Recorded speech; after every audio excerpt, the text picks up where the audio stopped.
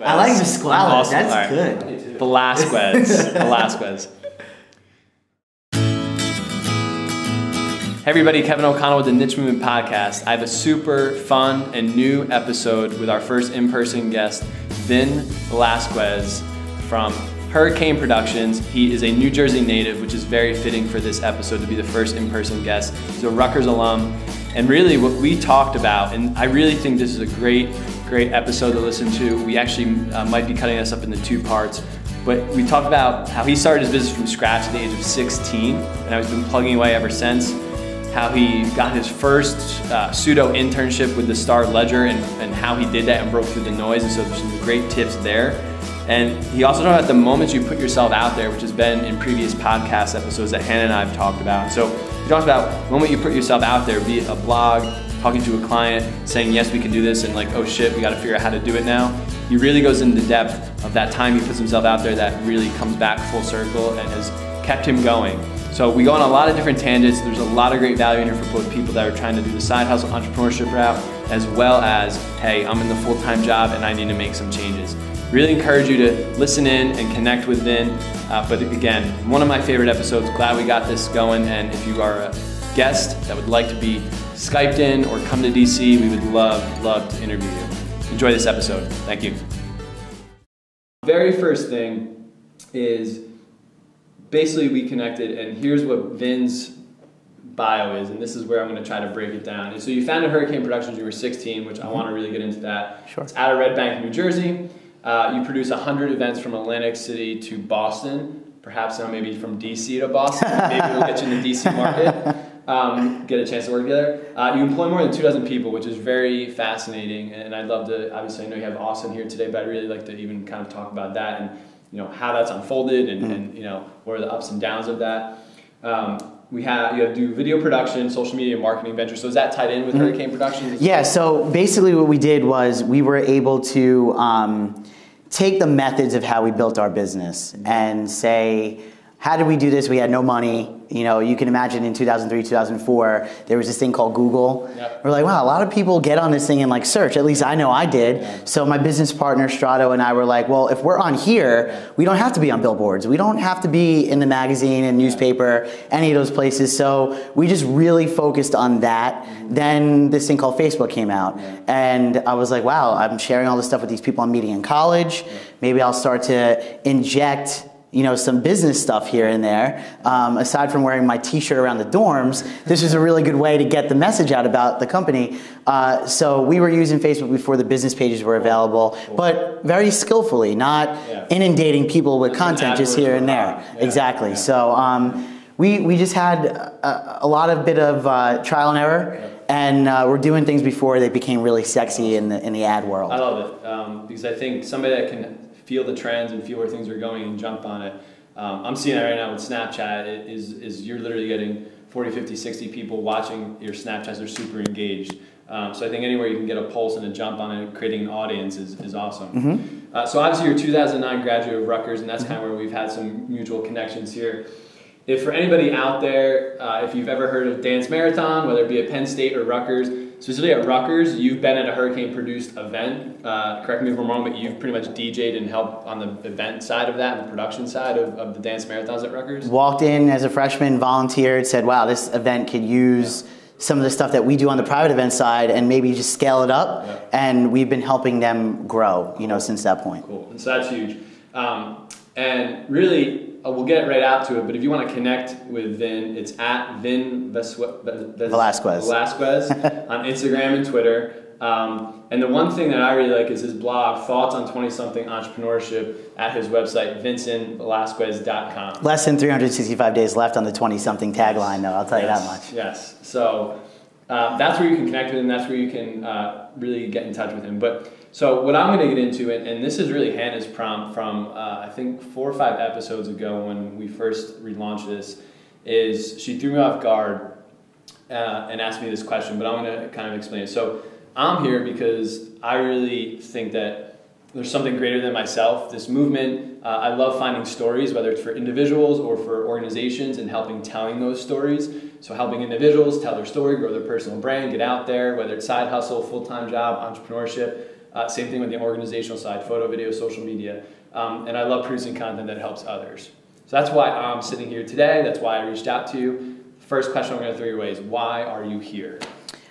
I like the human element. You know, I like the idea that no matter what we do, no matter how tech savvy we are, that it takes this to get things done more than anything, you know, and if you understand the human element, then you can apply that to anything that you do. I was at a seminar on Saturday and someone was like, well, I'm not an entrepreneur, I'm more in the healthcare field, my career is going to be in front of a computer. I'm like, but think about who's on the other side of that computer and how they're interfacing with you and how you guys are communicating. And if you can bring that to how you go about your day, you're going to go far in your field, regardless if you just sit in front of a computer and work amongst your coworkers. So I think bringing the human element and no matter what's available to you out there tech-wise, that's why I'm here, and I think we bring it so no matter the medium, whether it's face-to-face, phone call, email, Twitter, etc., trying to humanize and kind of have that human emotion intelligence. Basically. Absolutely. Yeah, and I think that goes a long way. And I'm wondering, you know, is that taught? Do you think? Is that learned? Is that acquired or evolved over your experiences? Like what do you think? I think one of the experiences that I had is actually when I met my girlfriend. Believe it or not, is. We met at a wedding. I was a wedding MC, and you know you can make your assumptions. I was on the job, and I didn't ever give out my number to people or anything like that, and I didn't that night with Alexandra. But through mutual friends, kind of like this in a way, Sandra being that X factor, is I was like, can I have her number? And she was like, okay. And instead of texting, instead of tweeting, instead of Facebook message, instead of Instagram, I picked up the phone and I called her, and that made all the difference. That gave me a return phone call and a date. And a chance and a way in. And I think that if you are willing to do that in your personal life, then you should translate that over to your professional life. So if you're like, hey, you know, I want to connect for an interview with this person, or I want to grow my network, and I see something out there, like call them up. You know, you got to stand out, basically. It might catch somebody off guard. You know, you can email them, you can connect with them in other places. Like it doesn't always have to be a phone call. But I think that if you really want something, getting that couple minutes on the phone with someone can be huge. Yeah, cool.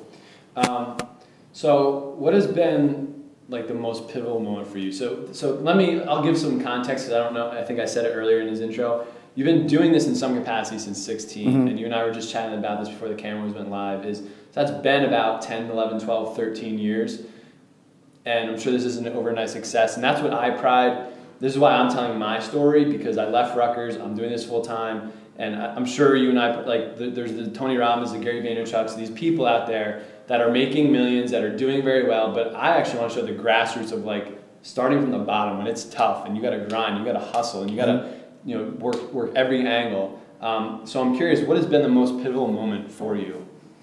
When I decided that I was going to leave my full-time job after college, it was a very difficult time for me. And you know, you're 23, 24 at the time, and it's a difficult age. My sister's that age right now, and I could see the pulling and pushing every day with making decisions. And I sat down and I looked at what I had in front of me, and I saw just an opportunity, and I took 8 months to make this decision. You know, and I spoke to people that I confided in at work and some people in my network, and 8 months it took me to decide, like, this is it. I said, it's either I stay here and I'm going on ESPN eventually. That's going to be the path. I can see and that, it'd be great. You know, I'd probably be doing very well at, you know, maybe Bleacher Report or someplace like that. I would have found my journey there and my niche there, so to speak. But I said, there's something else going on here, and I have to try it. Because I could always go back to Bleacher Report. I could always try ESPN. I felt that if those things didn't work out, I can go and do the other stuff.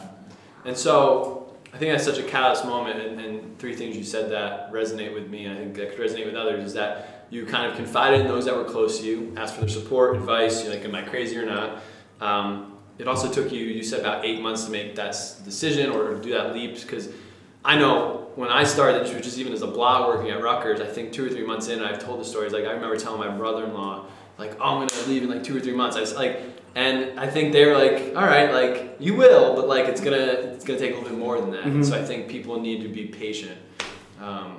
So I'm curious, since that's been a big pivotal moment in your life, what's been a pivotal moment that has helped you kind of go to the next step with Hurricane Productions or with your personal brand or with what you're trying to do? Has there been a client that's giving you the work, or a moment that you put out a piece of content that has taken you to that next step? Well, I think there's two things. One, I want to hit on the patience thing a little bit, is that there's nothing more that I am impatient for than everything in the world. I mean, I was telling this story the other day. I want to get somewhere, I open up my phone, and there's going to be a car at my house in 3 minutes. You know, like, it's unbelievable. Yeah. But time is of the essence. With business, I've learned so much patience. Is that there are some people that want to grow businesses, sell them, and that's all well and good. They're not operators. Yeah. I am an operator, and I am comfortable with that. And I think in these later years of my 20s, I've just become so much more comfortable with who I am. And so many people have told me this since I'm 16. Be yourself. Be yourself. Every step of the way when I've met people, be yourself. And I think finally I could look at them and say, I am being myself. So that's something that has been huge for me, is to kind of turn that switch and not care what other people think, because I'm finally confident. And I think that if you're asking about a client, that's starting to come out in some of the clients that we're working with, is that they really want to know about me because I'm bringing me to the table. I'm not bringing this firm mentality or this agency mentality. Big corporate mentality. Exactly. I'm just like, this is what I do, and I'm an open book, and like, let's just talk about stuff. And I never had that before. I always thought I had to wear a suit and tie and like act a certain way and, you know, dot my I's and cross my T's. And I realized, you know, my imperfections actually sometimes work in my favor, if that makes any sense. Yeah, it does. So I like to relate it, and I think we're super passionate. We're on our own, doing our own thing. I like to try to always tie it into people out there listening, or college graduates that are like, all right, entrepreneurship isn't me. Entrepreneurship isn't practical right now. Side hustles, and I have enough on my plate. How would you, and maybe we'll pick the be yourself part. How would you recommend, and what would you do to somebody that's like, well, sure, Vin, how do I be myself though in my full-time job, whether it's in education, corporation, startup environment, like? What would you tell somebody that is kind of doing more of a traditional 9-to-5 job? Well, one of the people who used to work at our company, Dave Constantini, he now works for Ogilvy in New York. Okay. And Dave went through a journey after college, couldn't find what he wanted to do. He spent a lot of time at our office, and I knew that we were a stop along the way for Dave, without a doubt. And he eventually found a job at a smaller agency and ended up at Ogilvy, but he never gave up his eye for visuals and photography. So no matter where Dave goes, whether it's the subway or to Africa, which he recently just did, Puerto Rico or whatever, he brings his camera with him. So he's not necessarily monetizing that, but he's keeping his skills sharp, because I think Dave is a guy who's not going to be at Ogilvy in 5 or 10 years. He's going to be working for himself or working with a team of people, and he's just grinding that knife, and keeping it sharp for himself. So I think for anybody in that 23, 24-year-old realm who's got the 9-to-5, do something else and push your week further. If 40 hours is where you're at, it's like running on a treadmill. 40 minutes,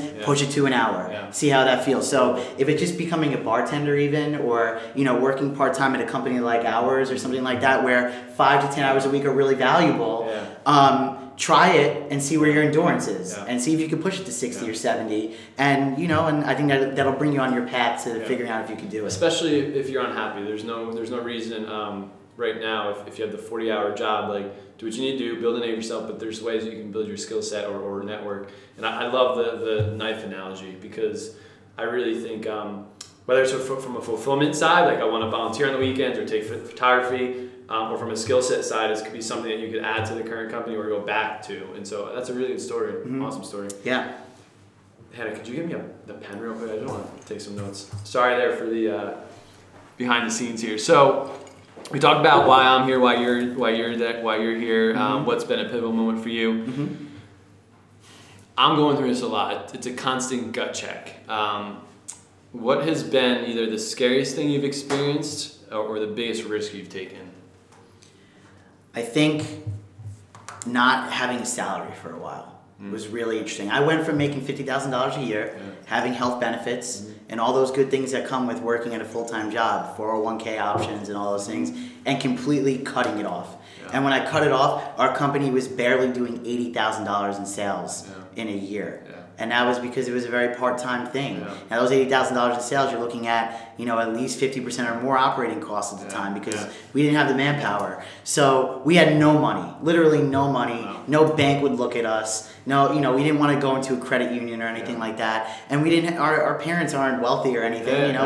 I had student loan debt still at the time. So there's a lot of things that were really scary at the time. And I knew that I could stay on my health benefits until I was 26. Well, 26 came, and then I didn't have health benefits for 6 months. Fast. It came really fast, you know. Eventually, little things start to happen. We start going on salary and things like that, but very little, you know, because I want to be able to hire other people. Because if you're in it for the long game, you're not there to starve your company or your resources or the money that you're bringing in, and you're also hoping that you're building your network. So I think the initial 2 years after deciding to go full time was a constant struggle every night before you go to bed. When you put when all those worries catch up to you, before you close your eyes at night, you're thinking, wow, I haven't received a paycheck in 18 weeks, 26 weeks, 36 weeks, you know, so that starts to catch up to you after a while. Mine hits me on like Sunday nights. From like, let's get a jump start on the week, but also like, all right, what do I have in play? What's coming up? It's very interesting. So I totally feel you. This is, I don't have this down, but what have you done to get scrappy then? I mean, like in that time period especially, or even maybe now, I'm sure you had to get scrappy, you know, take jobs or maybe take less margin or reinvest in things. I mean, how were you scrappy? Or what advice would you offer to people that are need to do more with less, whether that be in their full-time organizational job or as a side hustle or an entrepreneurship role? When we went into we're going to do this full-time, I told Strato, and we looked at each other and we agreed very, very strongly. And I think that's a big part of the story is also Strato. Like, you know, as much as I've accomplished, he's done so much to balance me out and to help us move forward. But we looked at each other and we're like, every lead that comes in, every single one, you and I are going to do.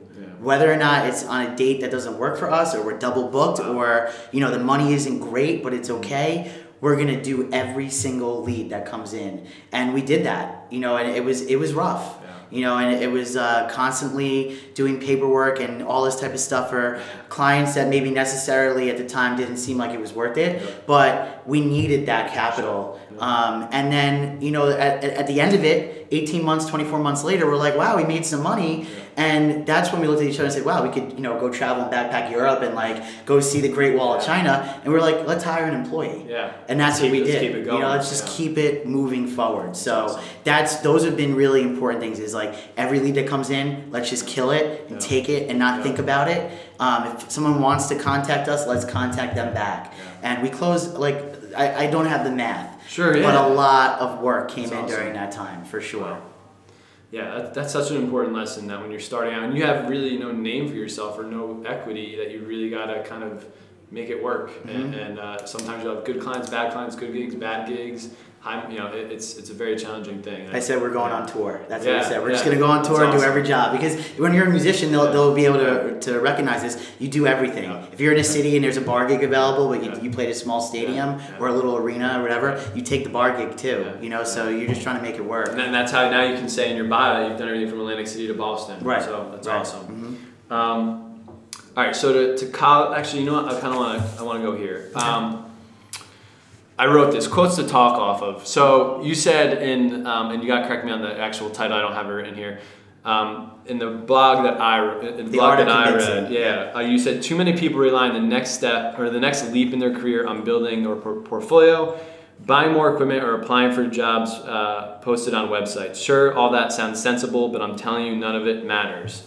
Why does it matter? What does that quote mean, or why'd you write that? Well, that's me in a nutshell. That lead to that story is really who I am. I've gotten work without having the right equipment, you know, but it's not because I didn't know how to operate the equipment. I figured I could find it or find people that know how to do it. They're going to be hiring me. They want me. They know if my passion is where we're talking about, my expertise or my idea is sharp enough, that person's going to be like, okay, I want you to do this for me. And they're not going to care who you bring in to help you do that. Plus, if you're just going to websites job searching, you're going to lose very quickly. You know, and you're going to lose very long, because nowadays the average hiring process is 6 months.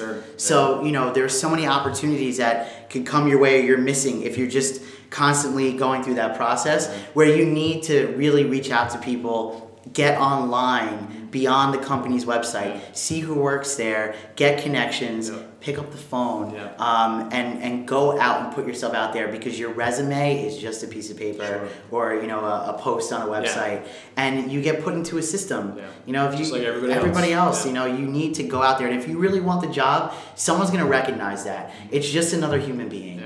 That's it. You know, if you could communicate with them, they're going to help you out. So In Vin's blog post, he wrote about, I think, 3 or 4 stories of people that kind of gave him that first couple at-bats. And I'd like you to kind of pick one of those that really resonates maybe with you or the audience potentially, and kind of break down like from beginning to end, like even to your first connection or how you broke through the gatekeeper, and then the opportunity that kind of came with it and what you learned or what you got out of it. But I know there was 3 or 4 stories in Sure. Well, I think I might as well talk about my first one because it's when I learned this. Yeah. I didn't know any of this stuff. Yeah. So many people, I actually went through a couple of my seminars yesterday. Okay. So like, what have I been saying for the last 5 years? Like, and is it consistent? Does it make sense? Because if I was going to come here and talk to you about stuff, am I living what I'm talking about to get back to the roots of the question you just asked me, like that first time, am I still living that? And got to Rutgers and I was working in the school newspaper and it wasn't enough for me. I wanted more. So how old were you or what year? 18. Yeah, freshman, okay. Yeah. And I was like, let me reach out to an actual newspaper and see if they need help. Instead of the Targum, and Targum is the Rutgers newspaper, you went like straight for like what the... I actually emailed I wanted to work in sports. Sure. Every sports reporter, I found their email addresses because especially back in 2005, email was really easy to find on some Google searches. So I found some personal email addresses. I found some, professional email addresses. I emailed every single sports editor in the state of New Jersey, from Cape May County all the way up to Bergen County. Any newspaper, large or small. So what'd you say? Like, what? Give me, what was an email? Like, was it short and sweet? Was it long? Or like, how'd you cut through? It was pretty short. It just said, I'm an entrepreneur. I own my own business, but I'm willing to do anything. I'm not looking for a formal internship. That's awesome. I think that was the key because they're so used to that application coming in from this scholarship program or whatever. And I'm like, I'm willing to do anything. Whatever you guys have or you need, just let me know, and I'm willing to do it. And I also added a couple little things here and there, some trappings and that type of stuff. But it was really like, I'm willing to do anything. Yeah. So the first person to get back to me was actually the sports editor of the Star-Ledger, which is the largest newspaper in New Jersey. Awesome. And I was very surprised by that. I wasn't expecting that at all. He calls me and says, how far are you from Newark? And I was in New Brunswick at the time. I'm like, well, I could be there in 40 minutes. He's like, no, you can come in tomorrow. And so I went in, and he's like, here's what I need. Friday afternoons, I have 4 kids. I'm going on my 5th. I can't get here that early in the morning. Can you come in and just answer the phones and like just make sure that things are all good until I get in around 11 or noon or whatever it is, and catch me up on what's going on. Wow. And literally, I just answered phones. Sports, Vinny speaking, how can I help you? So was it also like stories from the night before or things happening? It was everything. It was back then, reporters were still following stories via fax and FTP. The newspaper needed to be, produced. Print got smaller in the newspaper, so old people will call up and say, I can't read these stories, what's wrong with you? They would ask for stats because, they didn't have laptops or iPhones or anything. So I was following expenses for reporters, that were down in spring training. They'd send me their receipts in mail. I would then take those and translate those to, I was doing very whatever. Bottom level work, but you were grinding. Really. And there were interns coming in around me. So there were the formal internships from the universities and stuff like that were coming in and getting into their program. They have Star-Ledger had an internship program, and I wasn't that. I was the guy answering phones and actually even sometimes helping the interns. So, but it was a really unique space that I was in, and it was an opportunity that to just kind of like sum it up really quick, it's a Friday afternoon. The Yankees are on a West Coast swing. Okay. They're playing the Angels, and a starting pitcher for the Yankees was starting in a rehab assignment in Trenton. Okay. So Tom, who knew I could write, comes out of his office and says, "Hey, can you put a story together for me tonight?" To do, yeah, I'm like, I can freaking write. I've been waiting to write. I've been answering phones this whole time. He's like, "Can you get to Trenton in an hour?" And I'm like, "Yeah." So I wrote. That was my first byline in the newspaper. Was because the reporter was on a plane and I was just there. So right place, right time. But you deserved that at bat by grinding. So how many months or how long was that into? I was probably about 3 months. Yeah.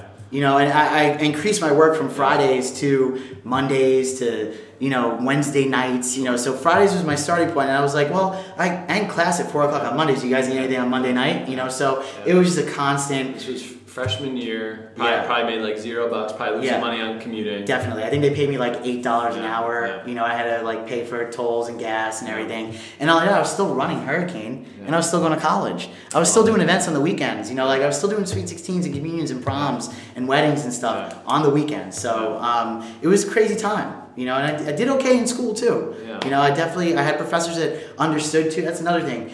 I talked to my professors about what I was trying to accomplish, and some were very helpful in trying to help that happen. Wow.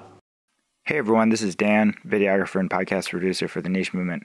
Thanks for checking out this week's podcast. We'll be releasing the second half of our interview with Vincent Velasquez next week, so make sure to come back and check it out.